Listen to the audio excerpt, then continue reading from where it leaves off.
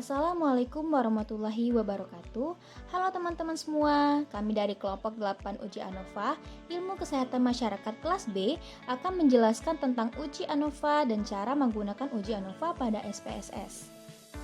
Adapun anggota kelompok kami yaitu Asya Zahra Izati, Liatri Aida Saputri, Rizka Januarsi, Yeni Anggriani, dan saya sendiri Cindy Ayu Lestari.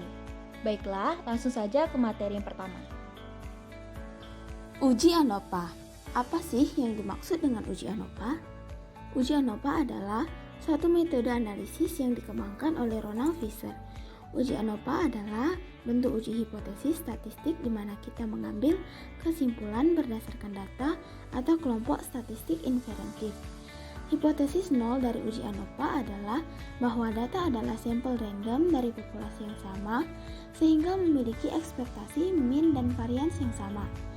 Uji ANOVA adalah metode analisis statistika yang termasuk ke dalam cabang statistika inferensi. Uji ANOVA digunakan untuk menguji perbedaan mean atau rata-rata data lebih dari dua kelompok. Selanjutnya, tujuan uji ANOVA.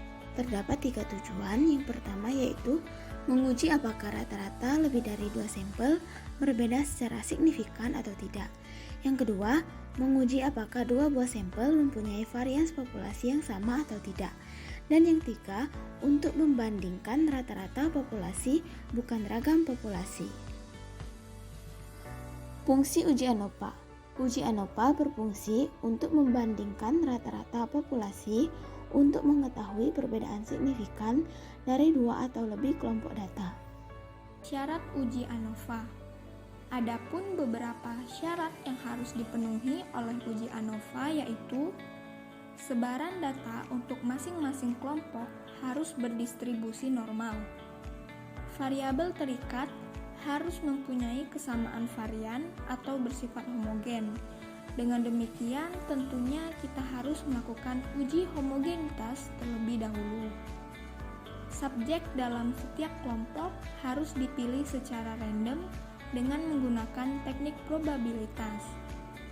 Data penelitian untuk variabel terikat idealnya berskala interval. Sementara jika data penelitian yang diperoleh berskala ordinal, sebaiknya ditransformasi atau diubah menjadi skala interval terlebih dahulu. Kelompok yang dibandingkan harus berasal dari sampel yang berbeda atau tidak berpasangan. Variabel bebas idealnya bersifat non-metrik atau berskala ordinal. Asumsi uji ANOVA. Yang pertama, varian antar kelompok harus homogen. Kedua, sampel berasal dari kelompok yang independen atau independensi observasi dalam analisis ANOVA harus bersifat homogen. Ketiga, data distribusi normal atau normalitas residual atau error harus mengikuti distribusi normal. Selanjutnya, asumsi yang pertama harus dipenuhi pada saat pengambilan sampel yang dilakukan secara random terhadap beberapa atau lebih dari 2 kelompok yang independen, yang mana nilai pada satu kelompok tidak tergantung pada nilai di kelompok lain. Berikutnya, pemenuhan terhadap asumsi kedua dan ketiga dapat dicek jika data telah dimasukkan ke komputer. Jika asumsi ini tidak terpenuhi, dapat dilakukan transformasi terhadap data. Lalu, apabila proses transformasi tidak juga dapat memenuhi asumsi ini, maka uji ANOVA tidak valid untuk dilakukan. Klasifikasi uji ANOVA. Yang pertama ada satu arah atau one way. Uji ANOVA satu arah digunakan untuk menguji perbedaan antara 2 atau lebih kelompok, di mana hanya satu faktor yang dipertimbangkan atau berguna untuk menguji perbedaan rata-rata data lebih dari 2 kelompok. Kedua, ada 2 arah atau two way. Tujuan dari pengujian ANOVA 2 arah ini adalah untuk mengetahui apakah ada pengaruh dari berbagai kriteria yang diuji terhadap hasil yang diinginkan. Keputusan uji ANOVA. Apabila nilai signifikansi lebih dari alfa, maka H0 diterima dan dapat disimpulkan bahwa tidak terdapat perbedaan rata-rata dari kelompok yang dibandingkan. Sebaliknya, Jika nilai signifikansi kurang dari alfa, maka H0 ditolak, dan dapat disimpulkan bahwa terdapat perbedaan rata-rata dari kelompok yang dibandingkan. Langkah-langkah uji ANOVA. Uji ANOVA memiliki dua jenis, yaitu one way dan two way. Langkah uji ANOVA one way yaitu sebagai berikut. Yang pertama, buatlah variabel data berupa variabel dependent dan independent. Yang kedua, masukkan data yang ada pada Windows Data View. Yang ketiga, analisis dilakukan dengan memilih Analyze, kemudian pilih Compare Means dan klik One Way ANOVA. Pindahkan variabel dependent ke dalam dependent list, sedangkan variabel independent ke dalam kolom vectors. Keempat, mengingat uji asumsi yang harus dipenuhi pada uji ANOVA yaitu uji homogenitas, maka pada option kita aktifkan homogeneity of variance test, kemudian klik continue, selanjutnya klik post hoc dan pilih Bonferroni, kemudian continue dan OK. Akan terlihat hasil pada Windows output, terlihat 3 macam tabel, yaitu tabel homogenitas, tabel ANOVA, dan tabel post hoc. Uji ANOVA yang kedua yaitu two way sebagai berikut. Yang pertama, buatlah variabel data. Yang kedua, masukkan data yang ada pada Windows Data View. Yang ketiga, lakukan uji normalitas data.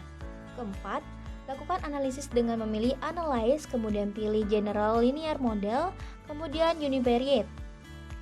Aktifkan tes homogenitas pada option dan aktifkan post hoc, kemudian klik OK.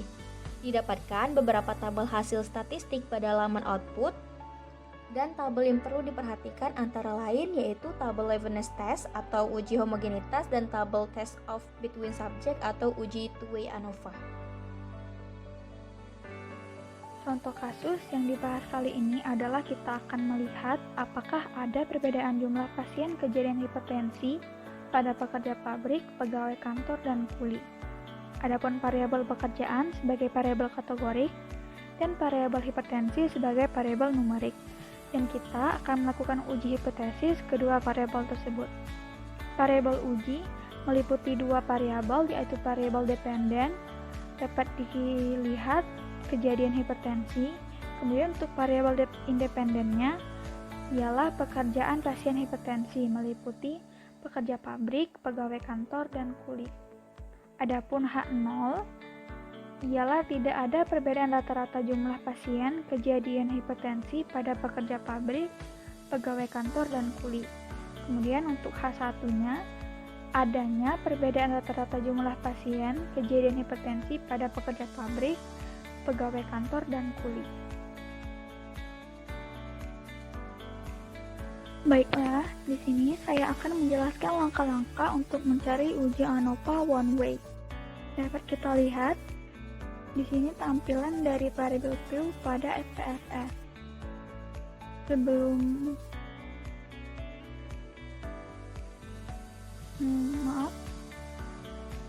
sini terdapat dua variabel, yaitu variabel pekerjaan dan variabel hipertensi. Nah, dapat kita lihat pada variabel pekerjaan values-nya. Nomor 1 mewakili pekerja pabrik, nomor 2 mewakili pegawai kantor, dan nomor 3 mewakili kuli.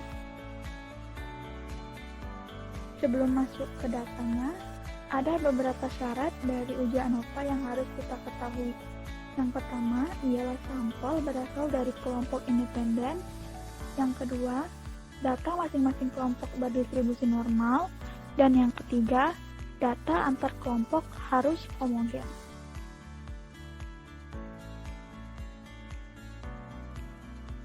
Ini adalah data yang telah kami dapatkan dari beberapa sampel. Mungkin langsung saja kita akan melakukan uji normalitas terlebih dahulu. Pertama, kita klik analis, lalu kita pilih descriptive statistik ini, kita klik explore. Terdapat dua variabel, yaitu variabel pekerjaan dan hipertensi. Variabel pekerjaan kita masukin di factor list, sedangkan variabel hipertensi kita masukin di dependent list. Kita pilih plot, normality of plot with test ini kita centang, kemudian klik continue, lalu OK. Ini adalah tampilan outputnya.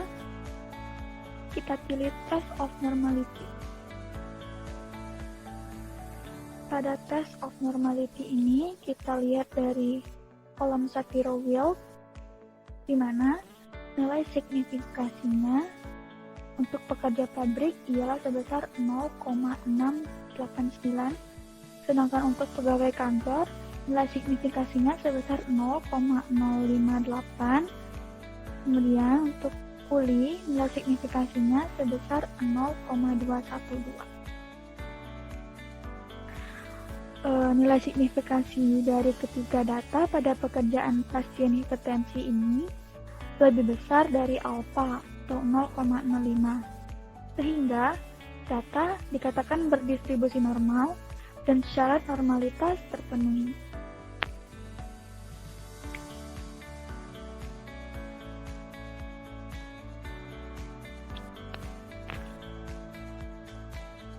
Selanjutnya, kita lanjutkan ke langkah selanjutnya.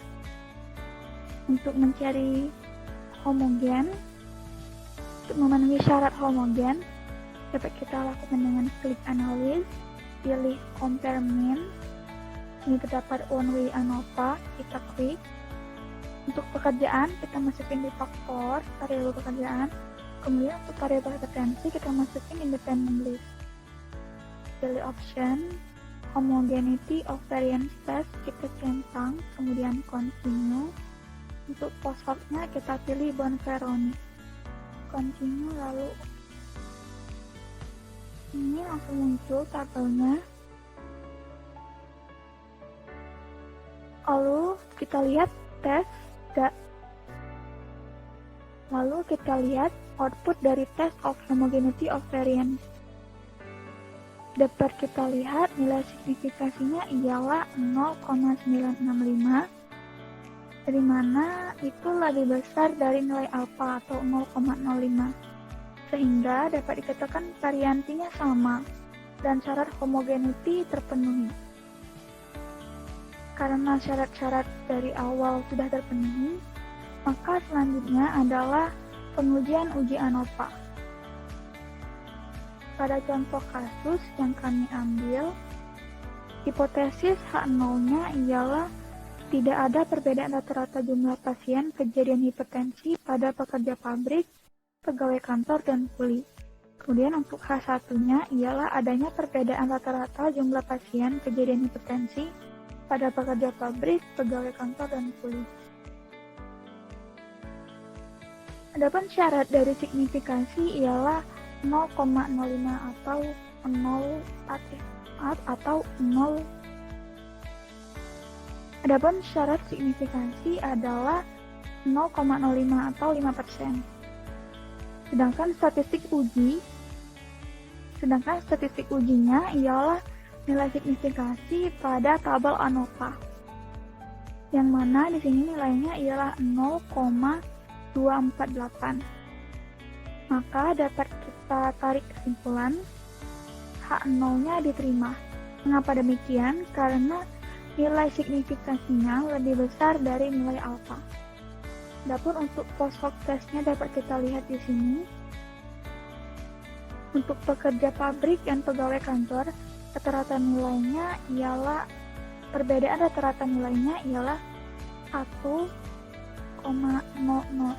sedangkan pekerja pabrik antara pekerja pabrik dengan kuli ialah 0,661.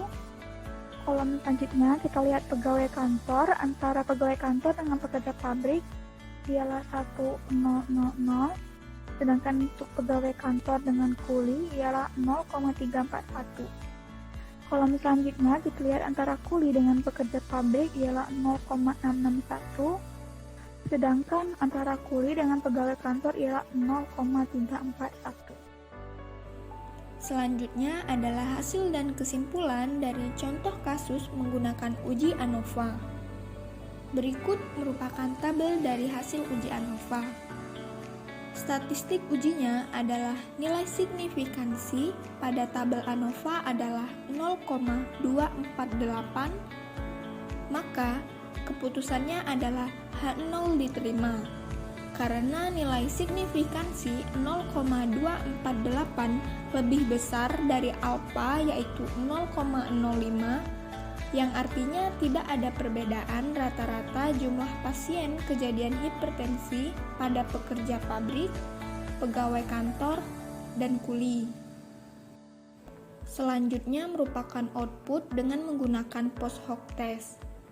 Dapat dilihat dari tabel perbandingan di atas bahwa tidak ada perbedaan rata-rata jumlah pasien kejadian hipertensi terhadap pekerja pabrik dengan pegawai kantor, dan terhadap pekerja pabrik dengan kuli, dan terhadap pegawai kantor dan kuli. Sekian penjelasan dari kelompok uji ANOVA kami. Lebih dan kurangnya saya mohon maaf. Saya akhiri. Wassalamualaikum warahmatullahi wabarakatuh.